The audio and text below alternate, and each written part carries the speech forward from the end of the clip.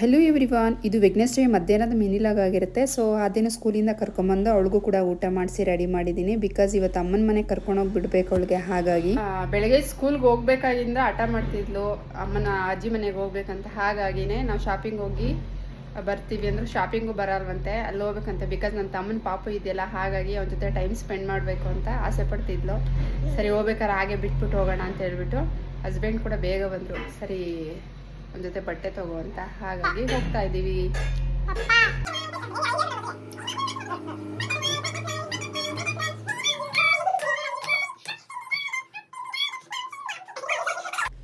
So ಇನ್ನು 3 ಜನನೂ ಊಟ ಮಾಡಿಕೊಂಡು ನಾವು ಶಾಪಿಂಗ್ ಸ್ವಲ್ಪ ಹೋಗಬೇಕಿತ್ತು. ನಾವು ಶಾಪಿಂಗ್ ಹೋದ್ವಿ ಆದ್ಯನ ಅಮ್ಮನ ಮನೆಗೆ ಬಿಟ್ಟು.